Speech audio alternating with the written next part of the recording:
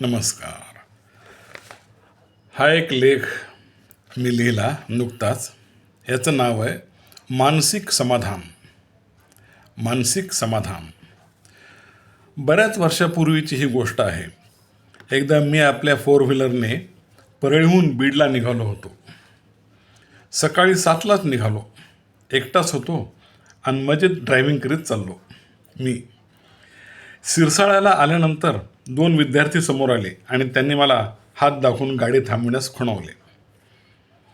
मी गाडी थांबवली आणि प्रश्नार्थक चेहऱ्याने त्या दोघांकडे पाहिले. एक जण म्हणाला, काका कुठं बीडला चाललात का? मी हो म्हणालो. मग दुसरा म्हणाला, अंकल आम्हाला तुमच्या गाडीमध्ये बीडला नेता का? प्लीज, आता सकाळी 10 वाजता आम्हाला बोलवले आहे. कॉलेजमध्ये आम्ही बऱ्याच वेळापासून तिथे आमचा नंबर लागला आणि तिथे आम्हाला कॉल आला या म्हणून.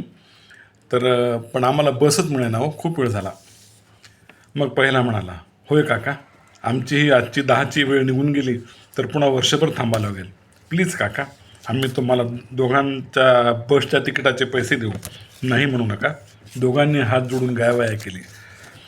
मला एकदम कसतरीच झाले. मी लगेच गाडीचे दार उघडले आणि त्यांना मध्ये घेतले. मग आम्ही पुढे निघालो. दोघेजण सारखे माझे आभार मानू लागले. मी त्यांना म्हणालो, ठीक आहे ठीक आहे, अहो आम्हीसुद्धा एकेकाळी तुमच्याकडे होतो, विद्यार्थी अवस्थेतूनच गेलो, तुम्हाला बार्शी नाक्याजवळ सोडतो, चालेल ना?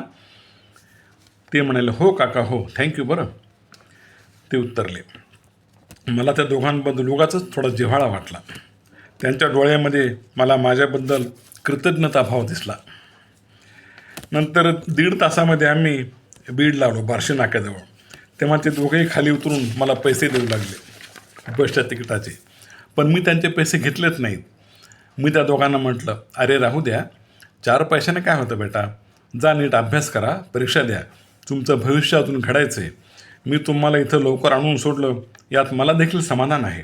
जा, देवाचा तुम्हाला आशीर्वाद आहे. असं म्हणून मी दोघांनाही थोपटिलं आणि घरी निघालो. समोरच्या आरशामध्ये गाडीतून मी सहज बघितलं मागे, ते दोघेही अगदी भारावलेल्या नजरेने माझ्याकडे पाहत होते. त्या दिवशी मला खूप मानसिक समाधान मिळालं.